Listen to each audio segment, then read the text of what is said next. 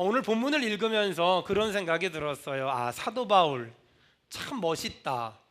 정말 멋있다. 정말 닮고 싶다. 왜냐하면 나를 좋아하는 사람 앞에서나 나를 싫어하는 사람 앞에서나 나를 믿고 따라오는 사람들 앞에서나 나를 욕하고 나를 죽이려고 하는 사람들 앞에서나 또 감옥에서나 감옥 밖에서나 그가 하는 말이 똑같아요. 조금도 흔들리지 않고 조금의 변함이 없어요.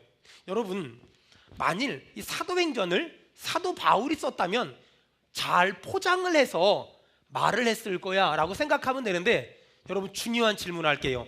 사도행전은 누가 썼을까요? 누가가 썼어요.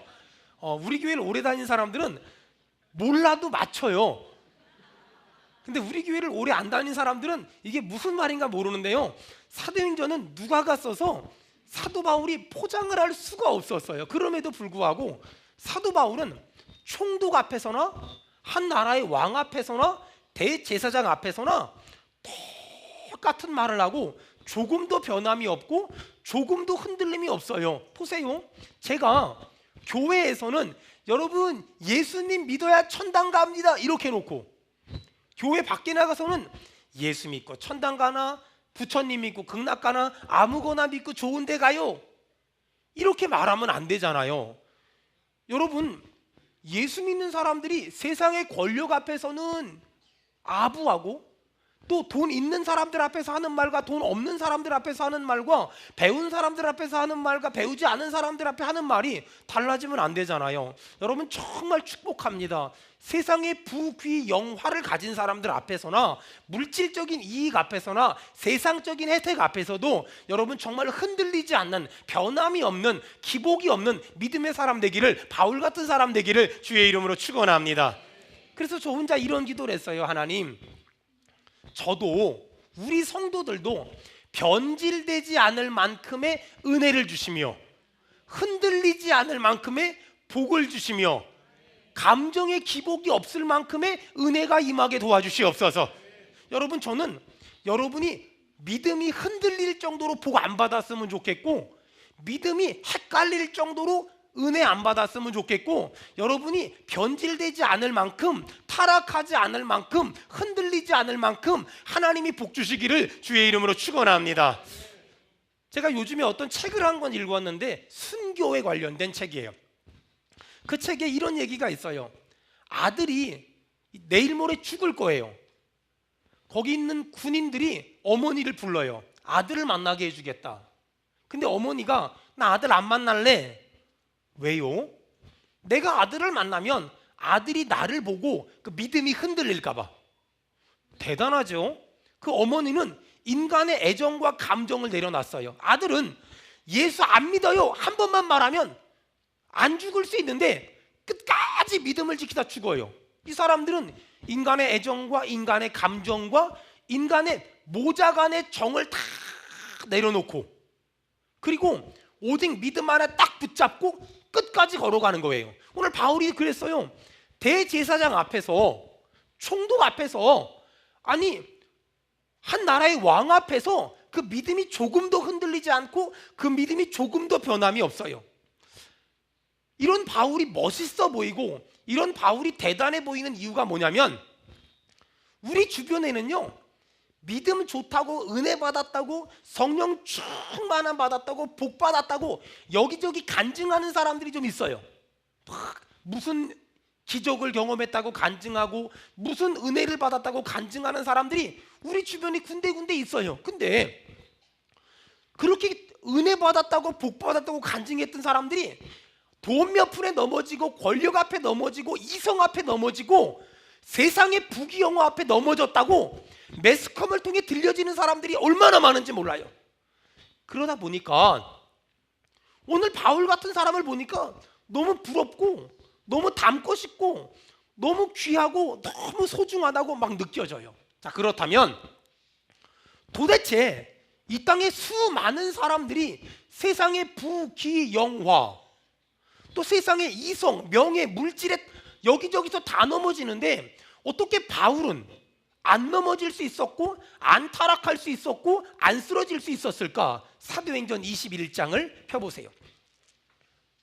어떻게 사도 바울은 조금 더 흔들리지 않을 수 있었고 조금 더 변질되지 않을 수 있었을까? 사도행전 21장 13절.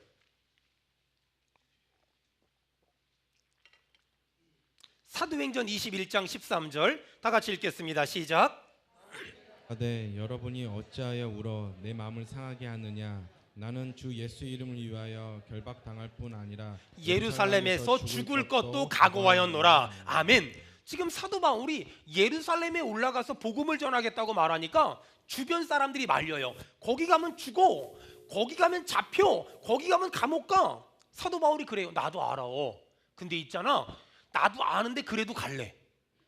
나도 아는데 그래도 갈래. 잡혀도 괜찮아, 죽어도 괜찮아, 감옥 가도 괜찮아. 나 그래도 갈래. 왜? 나는 주 예수를 위하여 죽을 것도 각오했기 때문에 괜찮아, 가도 괜찮아, 죽어도 괜찮아, 감옥 가도 괜찮아 라고 말하는 거예요. 여러분, 사도 바울은요, 주를 위해 죽을 것도 각오했기 때문에 그 어떤 것도 무섭지 않고 그 어떤 것도 두렵지 않다는 거예요. 여러분 잘 들어보세요. 이 세상에서 잘 먹고 잘 사는 게 꿈인 사람들은 나를 잘 먹게 해주고 잘 살게 해줄 사람들 눈치를 봐야 돼요. 이 세상에서 잘 먹고 잘 사는 게 내 평생 소원인 사람들은 나를 잘 먹고 나를 잘 살게 해줄 사람들 눈치를 봐야 돼요. 근데 사도 바울은 나는 주를 위해서 죽기를 각오했기 때문에, 그러니까 이 세상에 눈치 볼 사람도 없고 이 세상에 아부할 사람도 없고 이 세상에 비유 맞출 사람도 없는 거예요. 사도 바울은 나는 주를 위해 죽기를 각오했기 때문에 종교 지도자들, 정치 지도자들, 돈 많은 사람들, 능력 있는 사람들, 많이 배운 사람들, 정권 잡은 사람들, 그 어떤 사람도 눈치를 볼 사람도 없고 그 어떤 사람도 아부할 사람이 하나도 없다는 거예요. 왜? 사도 바울은 주를 위해 죽기를 각오했기 때문에 이 세상에 미련도 없고 이 세상에 아쉬운 것도 없다는 거예요. 여러분도 아시다시피 어떤 그런 결과물이 큰 어떤 것들이 걸려 있으면 사람들은 더 두려워 떨어요. 특별히 지금 올림픽 중이잖아요. 이 올림픽 때 많은 것들이 걸려 있기 때문에 더 좋은 성적이 안 나온다 그래요. 그런데 옛날에 제가 가르쳤던 학생 중에 특별 전형으로 대학을 합격을 했어요. 얘가 가을 됐는데 목사님 제가 한번요 대학은 이미 합격했지만요 제 능력이 어느 정도 된지 보기 위해서요 한번 수능을 봐볼게요. 저는 우리 교회 학생들 중에 이런 애들이 많이 나왔으면 좋겠어요. 근데요 이런 애가 있는 거예요. 그들이 시험을 보더니 꽤 잘 봤어요. 왠 줄 알아요? 결과에 대한 부담이 없으니까 자기 성적의 120%를 내는 거예요. 보세요, 사도 바울은요 이 땅에서 잘 먹고 잘 살고 싶은 마음이 조금도 없어요.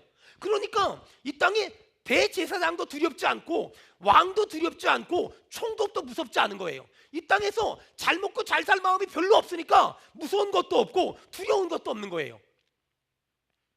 며칠 전에 저희 교회 집사님이 저한테 물어봐요. 목사님, 예배당이 좁은데 1부도 꽉 차고 2부도 꽉 차고 3부도 꽉 차고 3대 예배, 전체 예배 한번 드리려고 하면 예배당 좁아가지고 의자 날라야 되고 더 이상 예배 드릴 자리가 없는데 목사님 예배당 크게 한번 건축해야 되지 않습니까?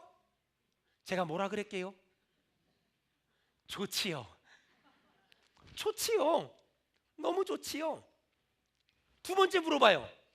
그래서 예배당을 짓겠다는 거예요? 안 짓겠다는 거예요? 돈 생기면 짓고 돈 안 생기면 안 짓지요. 여러분이 아멘을 안 하는 거 보니까 건축 헌금 왕창 작정시켜가지고 2,500석짜리 져야 되겠어요. 다시요. 돈 생기면 짓고 돈 안 생기면 안 짓지요. 그렇게 말했더니 그분이 심히 근심하여 돌아갔어요. 이게 짓는다는 말인지 안 짓는다는 말인지 도대체가 알 수 없대요. 여러분, 어떤 분이 저한테 그래요. 목사님 2, 3년 뒤면은 여기 111-1구역에 2,800세대 아파트가 들어오는데 그때를 위해서 예배당을 지어야 되지 않습니까? 저는요 앞으로 우리 교회 올 성도보다 지금 우리 교회에 있는 성도들하고 그냥 행복하게 살래요. 4층은 아멘을 안 한 거 보니까 앞으로 올 사람을 위해서 4층만 건축헌금 작정시킬 거야. 다시, 저는요 앞으로 우리 교회에 올 많은 사람을 생각하는 것보다 지금 우리 교회 성도들하고 천국을 경험하고 살고 싶습니다. 10명을 100명 만들기 위해 노력하는 것보다 10명하고 행복하게 살다 보면 하나님이 불쌍해서든 불편해서든 아니면 가여워서든 돈 주시면 짓고 안 주시면 그냥 하나님이 안 주셨으니 그냥 안 짓고 좀 불편하게 살고 보조의자 들고 다니면서 옆에 앉아서 놓고 살고, 그 다음에 더 이상 앉을 자리가 없다 그럼 그냥 옆교회 뒷교회 앞교회 그냥 가시고 어떡하겠어요? 여러분이 복 받은 건 먼저 온 거예요. 그거 외에 아무 복이 없어요. 그냥 여러분이 온 건 복 받은 거예요. 도저히 안 되면 사부 예배 하나 더 만들고 안 되면 오부 예배 만들고 그냥 그래야지. 자꾸만 뭘 그렇게 뭘 짓고 뭘 안 짓는다는 건 아니에요. 하나님이 돈을 주시면 짓고. 옆 사람 보고 물어봐요. 목사님의 뜻을 아시겠어요? 시작. 목사님의 뜻은 아주 간단해요. 옆 사람 보고 네가 돈 갖고 오면 짓겠다는 거야. 시작. 그냥 여러분이 돈 갖고 오면 짓고 여러분이 돈을 안 갖고 오면 안 짓겠다는 그런 뜻이에요. 왜냐? 여러분, 저는 이 땅에 그렇게 관심이 없어요. 저는 저 하늘나라에 관심이 있거든요. 이 땅에서 큰 교회를 만들어야 하나님이 복을 주시고 이 땅에서 요딴만한 교회 만들면 하나님이 복을 안 주시고 이런 게 아니라요, 저는요 이 땅에서는요 그렇게 미련이 없어요. 큰 교회 만들어주시면 아멘이고 작은 교회 만들어주셔도 아멘이고 10명을 100명 만들려고 노력하기보다 우리끼리 행복하게 살다 보면 하나님이 은혜 주시고 하나님이 응답 주시고 하나님이 복 주실 줄 믿습니다. 우리 믿는 사람 크게 아멘 합시다. 그것이 진짜 교회고 그것이 하나님이 기뻐하는 교회가 아닐까? 여러분, 불편한 건 불행한 건 아니에요. 우리 교회가 초등부도 좁다 그러고 유치부도 좁다 그러고 고등부도 좁다 그러고 중등부도 좁대요. 목사님 여기 좀 넓혀주시고 여기 좀 장소 좀 주세요. 그럼 제가 꼭 한마디예요. 돈 갖고 와. 뭘 해달라고 말을 하지 말고 돈을 갖고 와. 여러분, 장소가 부족하십니까? 목사님, 남성교회가 앉을 자리가 없습니다. 여성교회가 앉을 자리가 없어요. 권사회가 앉을 자리가 없습니다. 안수집사회가 들어갈 틈이 없습니다. 돈 갖고 와. 그러면 되잖아요. 왜 걱정을 해요? 말을 하지 말고 돈 주면 지어줄 테니까 돈 갖고 와요. 갖고 와. 무슨 말이냐면 진짜 믿음이란 주실 줄 믿습니다 그러고 일 저지르는 게 아니라 주시면 일 저지르는 거예요. 아니, 주시면 일 저지르겠다는데 안 하겠다는 게 아니잖아요. 주시면 일 저지르겠습니다. 주님 들으셨지요? 주님 들으셨으니 그대로 은혜 주실 줄 믿습니다. 여러분, 목회를 지난 16년이란 기간 동안 하면서 깨달은 게 하나 있어요. 저는 아무것도 아니에요. 사람은 아무것도 아니에요. 우리는 그동안 본토 친척 아비집을 버리고 주를 쫓으면 믿음이 굉장히 좋은 줄 알았어요.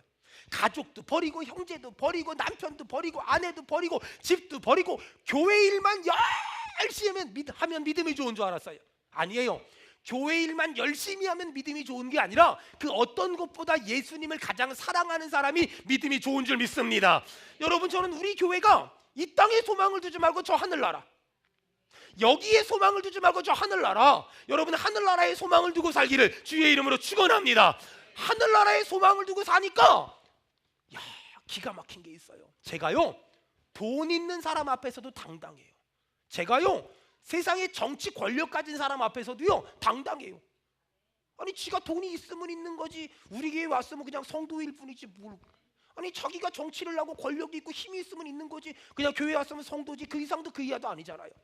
제가 우리 교회를 큰 교회 만들려면 이 사람 눈치도 보고 저 사람 눈치도 보고 이 사람 눈치도 봐야 되거든요.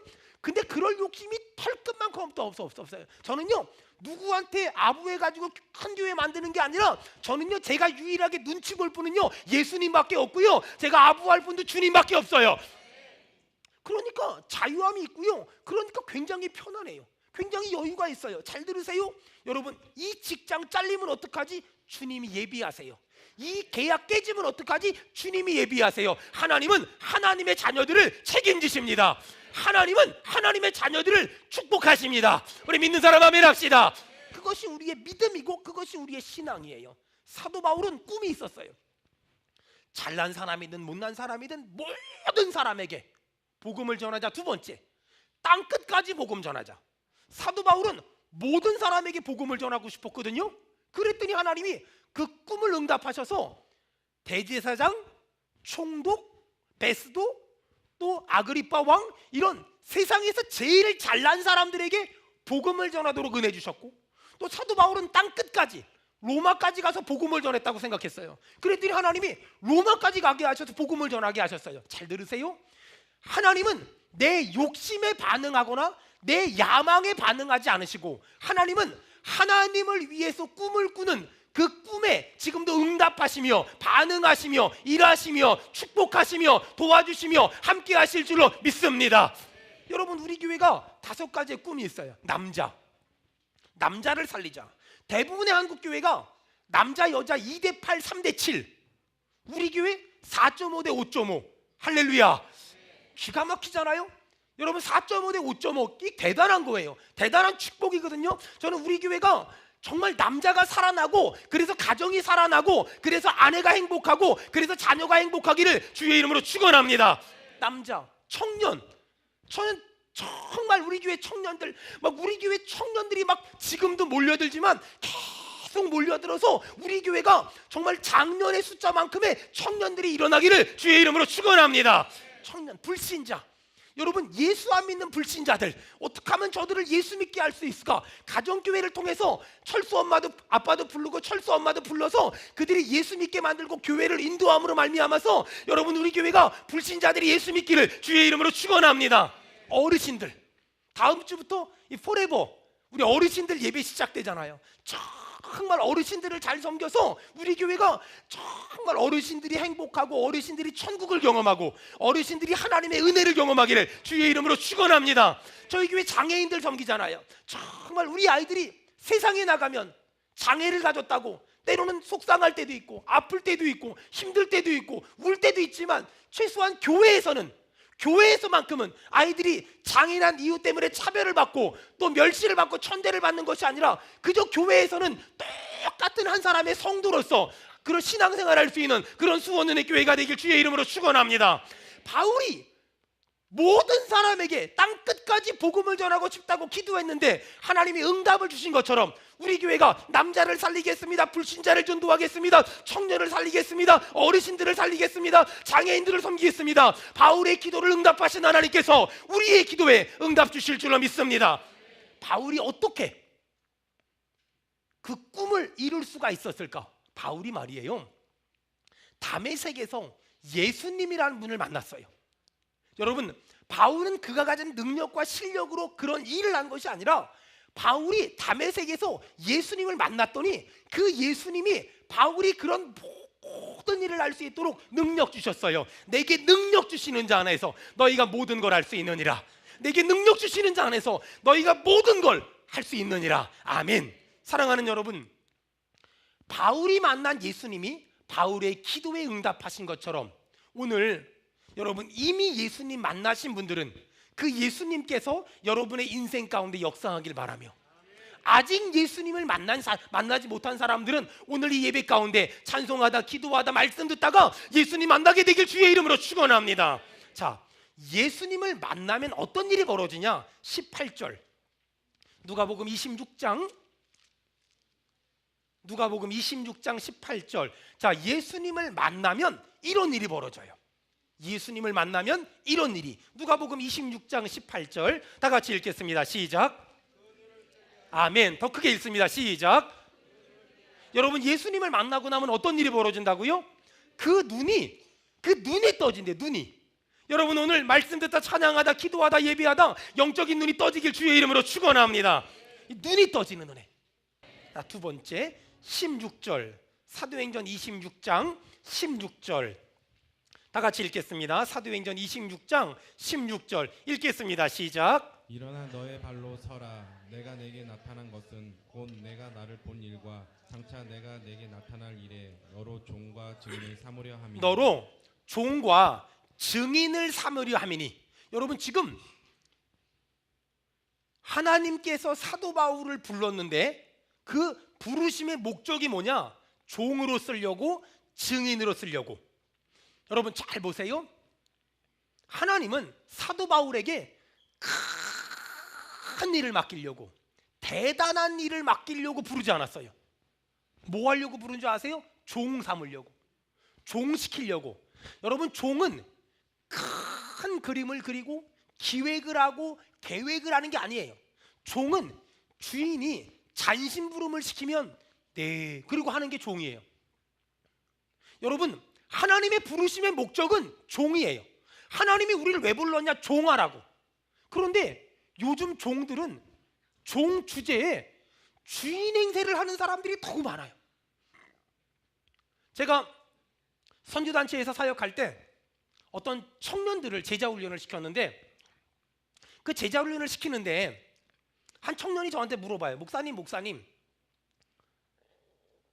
종에 대해서 이렇게 훈련을 시켜주셨는데 제가 진짜 종인지 가짜 종인지 어떻게 하면 알 수 있을까요?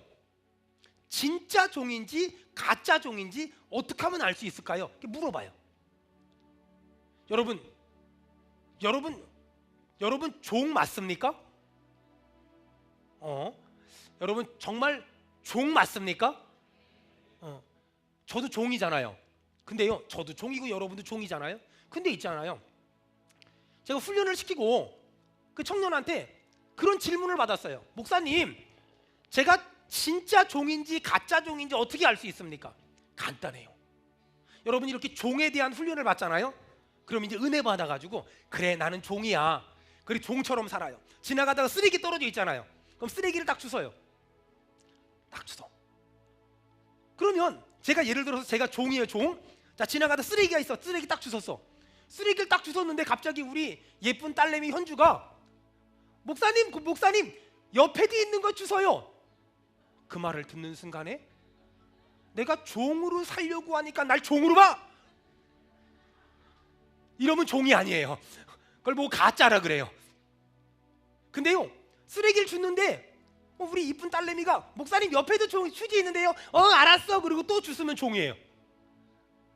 예배 끝나고 식당에 내려갔어요. 여선교 회원들이 오늘 식사 준비하거든요. 집사님 밥 좀 주세요. 밥 먹어요. 더 주세요. 아니 한 번 갖다 주면 되지 또 갖다 달라고 그래. 이건 종이 아니에요. 종은요, 네 그렇게 주는 거예요. 여러분 진짜 종과 가짜 종은 의외로 간단해요. 가짜 종은요, 내가 오늘 은혜 받았으니까 그래 종 노릇 한번 하자. 근데 내가 종 노릇을 하는데 옆 사람이 진짜 종 취급을 해요. 그랬을 때 이제는 하나님도 나를 종으로 인정해 주시겠다. 할렐루야. 이건 진짜 종이에요. 근데 내가 마음 잡고 종 노릇 좀 해주려고 오늘 은혜 받아서 예배 끝나고 집에 가서 그래 목사님이 종 되래니까 그래 종하자 설거지를 막 했더니 갑자기 아내가 컬링을 막 보면서 여보 밥도 좀 하지? 이게 내가 종을 하니까 종으로 하라. 이러면 종이 아니에요. 종은 뭐냐면은요, 설거지를 막 하는데 밥도 좀 하지? 알았어. 그리고 밥하는 거 이게 종이에요. 이걸 종이라고. 이게 종이에요. 그러니까 종인 척을 하면 안 되고 종이 돼야 돼요. 왜냐면은요, 제가 어떤 날 어떤 주일날 저는 정말 주의 종이라고 생각하고 살았거든요. 어떤 평일날 아침에 교회를 출근해서 막 이렇게 주차장을 막 쓰는데 담임 목사 생각에 그럴 때 있잖아요. 내가 막 쓸고 있어. 그럼 부목사님들이 막 출근을 하다가 내가 그렇게 쓸고 있으면 가방 놓고 빨리 와서 같이 쓸어야 되잖아요. 안 나와.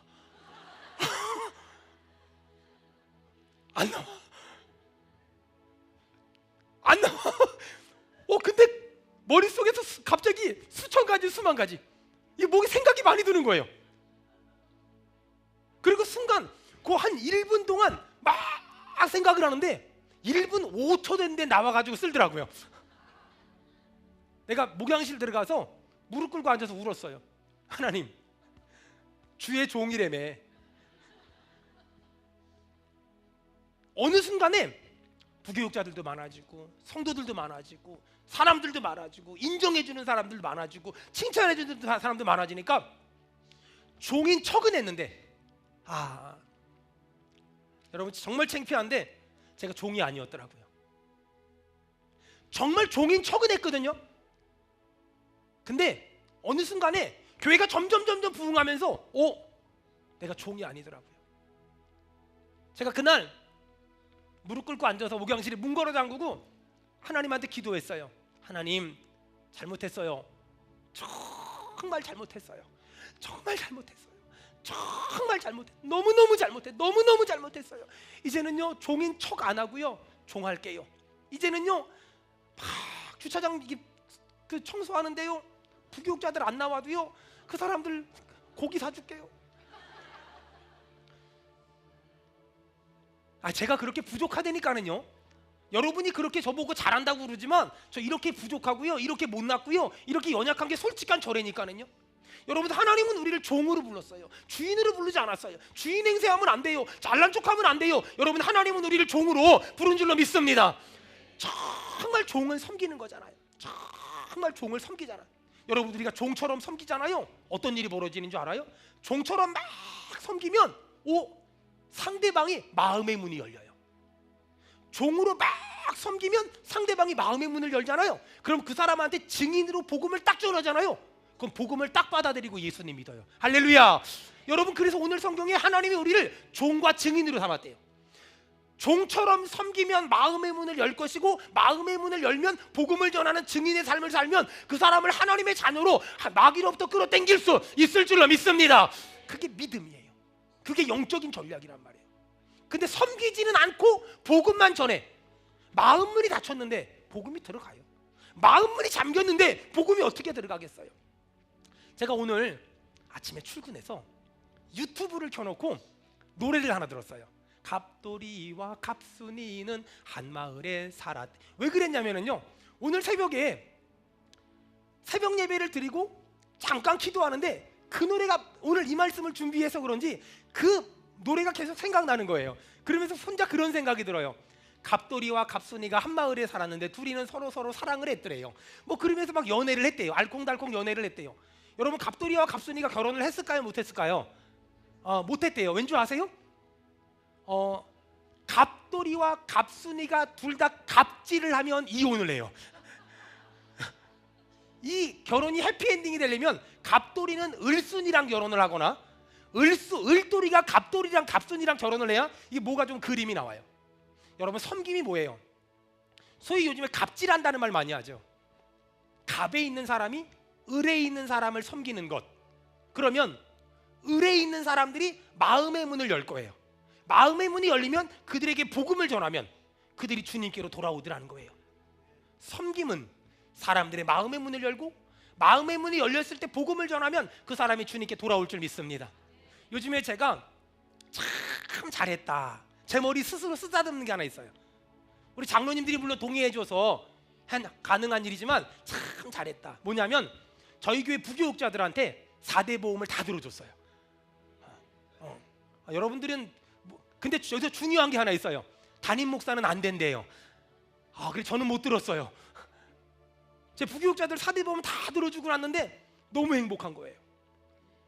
참 제가 너무 잘했다. 참 나 같은 담임 목사 만난 부목사들은 복이다. 참 잘했다. 여러분, 제가 하는 말을 잘 들어봐봐요. 전도지를 들고서 막 전도해가지고 예수 믿은 사람과 우리가 열심히 섬겨서 예수 믿은 사람과 어디가 많을까요? 전도지 돌려가지고 전도지 들고 다니면서 하나님은 당신을 사랑하십니다, 당신은 죄인입니다, 예수 믿어야 구원받습니다, 이거 해가지고 예수 믿은 사람과 열심히 섬겨가지고 예수 믿는 사람과 어디가 많을까요? 열심히 섬겨서 예수 믿는 사람 훨씬 많아요. 뭘 해야 될까요? 우리 수원은혜교회가 뭘 해야 될까요? 물론 명령이니까 전도해야죠. 하지만 이 섬김을 놓치면 교회는 끝장이에요. 섬김의 삶을 놓치면 내 삶도 끝장이고 교회도 끝장이고 다 끝장이에요. 내일부터 새벽 5번, 수요일, 목요일, 금요일 3번, 8번의 부흥회를 할 거예요. 예배 때마다 한 번 예배 드릴 때 한 사람씩 우리가 기도로 섬길 거예요. 8번을 우리 성도들이 한 1000여 명 된다면 8,000명을 위해 기도할 거예요. 여러분, 영적으로 뒤집어지지 않겠어요? 뭔가 일이 벌어지지 않겠어요? 아픈 사람, 병든 사람, 연약한 사람, 가난한 사람, 어려운 사람, 구원이 필요한 사람, 그들을 위해 계속 헌금할 거예요. 헌금할 때 8번을 헌금해야 되니까 부담 갖지 말아요. 총액을 10,000원 할 거다 8분의 1 해가지고 내세요. 사람이 지혜로워야지. 그걸 뭘 걱정을 하고 부담을 가져요. 저에게 있어서 변질이란, 저에게 있어서 타락이란, 나는 종인데 어느 순간부터 섬기는 삶을 사는 게 아니라 섬김 받는 삶을 살고 있는 내 모습, 이걸 변질이에요. 이걸 타락이에요. 저는요, 어느 순간 나도 모르게 변질됐더라고요. 어느 순간 나도 모르게 타락했더라고요. 어느 순간 나도 모르게 섬기는 삶을 살아야 되는데 나도 모르게 섬김을 받고 있더라고요. 놀랬어요. 그리고 회개했어요. 하나님 잘못했다고, 하나님 이렇게 살지 않겠다고, 이렇게 살지 않겠다고, 이렇게 살고 싶지 않다고, 이렇게 살고 싶지 않다고, 정말 이렇게 살고 싶지 않다고, 하나님 섬기는 삶을 살아야지 섬김 받는 삶 익숙해지지 않게 도와달라고, 하나님 나를 섬김 받는 삶에 익숙한 사람이 아니라 섬기는 삶에 익숙한 사람으로 하나님 나를 만들어 주시옵소서. 제가 몇 달 전에 어떤 전도지를 하나 봤어요. 가평에 있는 시골교회 목사님이 만든 전도지인데, 야, 정말 그 전도지 보고 너무 은혜 많이 받았어요. 전도지 제목이 뭔지 아세요? 목사 사용 설명서. 이게 전도지 제목이에요. 부제, 이럴 때 전화하세요. 그리고 시골 집집마다 전부 꽂고 다닌 거예요. 1번, 보일러가 고장나면 전화합니다. 2번, 텔레비전이 안 나오면 전화합니다. 3번, 냉장고 전기가 고장나면 전화합니다. 4번, 휴대폰이나 집전화가 안 되면 전화합니다. 5번, 무거운 것을 들거나 힘쓸 일이 있으면 전화합니다. 6번, 농번기에 일손을 못 구하면 전화합니다. 7번, 마음이 슬프거나 괴로울 때 전화합니다. 8번, 몸이 아프면 이것저것 생각하지 말고 전화합니다. 9번, 갑자기 병원 갈 일이 생겼으면 전화합니다. 10번, 경로당에서 고스톱 칠 때 짝 안 맞으면 전화합니다.